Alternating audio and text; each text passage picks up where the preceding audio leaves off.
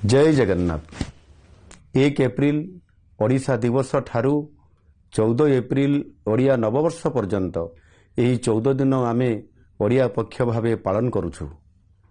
एही पक्षर प्रत्येक मुहूर्त सबु ओडियांक पई स्वाभिमान, संस्कृति, परंपरा और अस्मिता को नहीं प्रेरणार समय हेउ। ओडिया पर्व हेउ आम भाषा, साहित्य, खाद्य, पोशाक, नृत्य, संगीत और संस्कृतिर उत्सव। एही समय मध्यरे जो महापुरुष और महिषी मानक त्याग और बलिदान जोगु 1936 मसीह खंड विखंडित ओडिशार एकत्रीकरण संभव होइथिला।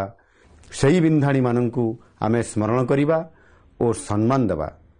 ओडिया नववर्ष एवं महाविश्व संक्रांति हेउ ओडिया भाषा, साहित्य और संस्कृतिर नुआ उद्यम, नुआ संकल्प और विकसित ओडिशार नुआ अवसर।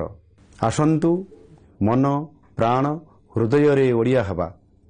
ओडिया भाषा, साहित्य, खाद्य, पोशाक एवं संस्कृति को आम दैनंदिन जीवनर अंश करिबा एवं एक स्वाभिमानी ओडिशा गढ़िबा। आसंतु उत्साह सहित गाँ, सहर और प्रत्येक घरे 1 एप्रिल रु 14 एप्रिल जाए ओडिया पक्ष पालन करिबा। धन्यवाद। वंदे उत्कल जननी।